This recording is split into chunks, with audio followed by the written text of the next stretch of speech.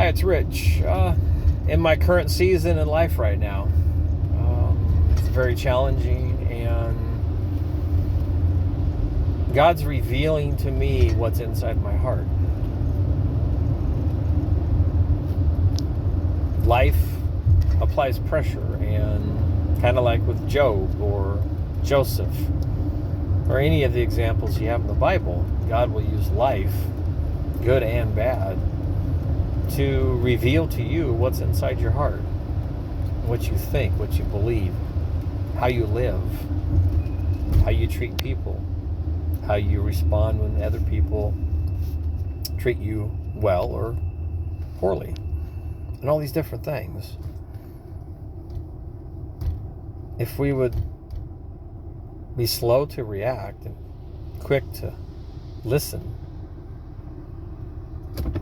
to feel, to see what purpose God has in it, instead of like a dog that's been abused its whole life and has a new owner, and the person reaches out to feed the dog or pet the dog or something like that, be nice to the dog. Well, all the dog knows is evil, and there needs to be a time to adjust to the changes in your life.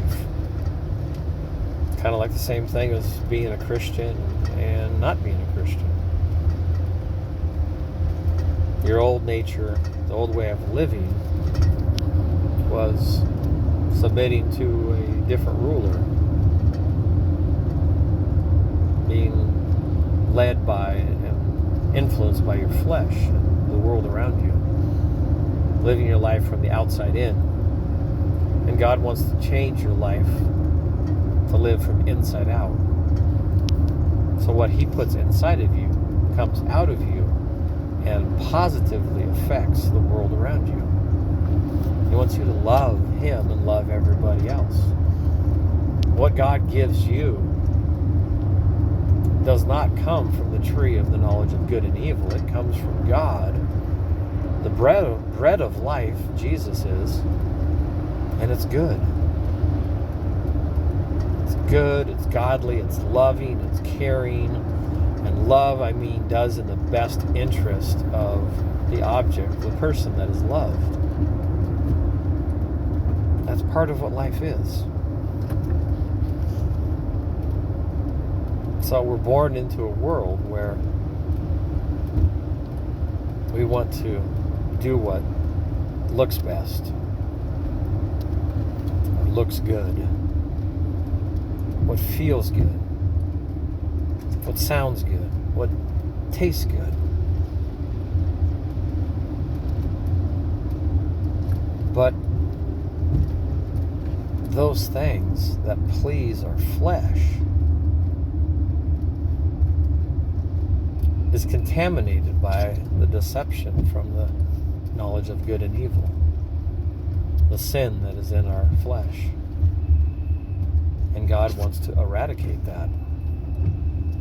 And the only way to do it is for the flesh to die. So the world does no longer lead or motivate you or control you in how you live. But what God puts inside of your heart, what God puts in is good, and you give good to others. Love, grace, mercy, forgiveness, compassion, empathy, caring, helping, serving. God will never let you run dry. That well will never go empty. He will replenish. He will refill you with His living water, with His Spirit, with all these things that you give. For how you give, it shall be given unto you. Pressed down, shaken, overflowing. God will pour into you. So what's inside of you will overflow and touch the lives of those around you. And then, like iron sharpening iron, brothers and sisters in Christ, focusing on Christ and the things of heaven instead of the things of earth, being the priority. We want the priority to be what God says the priority is, not what our flesh says the priority is. Our flesh is going to say, oh, I want to be rich and famous. I want comfort and pleasure. And people take things that God meant for good and controlled by their flesh is evil. We all only have one life to live. We have one body to give, one heart to share intimately with another person. And all these things we do, we give to God first. And then what God says is permissible to share with others, if we do it according to His instructions, we will not bring additional heartache and pain into our life. If God says, do not become one with another person in your flesh, unless in the bounds of marriage. I've heard the example of it's love, like love is, physical intimacy is like a fire meant for the fireplace of marriage. Released elsewhere, without the confines of marriage, the safety area of marriage, it'll burn down the whole house.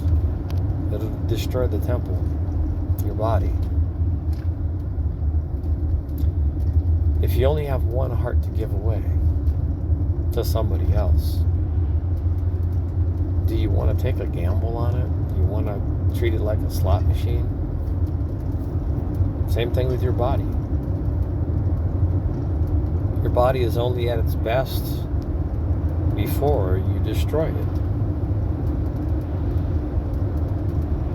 Only a fool would sacrifice everything God has given him for one night of physical pleasure, in the hopes of another night and another. And if that is what your focus is, it's just all about pleasing your flesh. How long does it last? What happens if the ability to satisfy your flesh vanishes? What if it goes away? By accident, illness, injury, or whatever. Then what do you do? I mean, I've had an image a while ago of, somebody that goes out and lives their life just for sexual pleasure and fulfillment. Okay. Well, if you base a relationship on that, what do you do if something happens to your partner that you're being sexually, physically intimate with? And if it's just physical, if it's all physical and no emotional, how will it last if something happens? Let's say your partner gets injured or has a disease or something that makes it impossible for you to fulfill that physical pleasure that you based your life and relationship on. Okay, well, 99.9% of people just think, well, that's fine, I'll go find somebody else. Because it's not about love, it's just about lust. Okay, well, here's the most challenging one of all. What if something happens to you? What if you are not able to physically fulfill that desire for sexual satisfaction?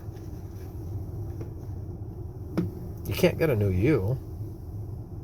Oh, well, I'll go see doctors. We'll go have surgery. We'll go do this. We'll go do that. We'll take these pills. Whatever. What if none of that stuff works? Is your life over? I mean, what if something happens and you're like 21 years old and you physically don't work anymore and what you base your life on is gone?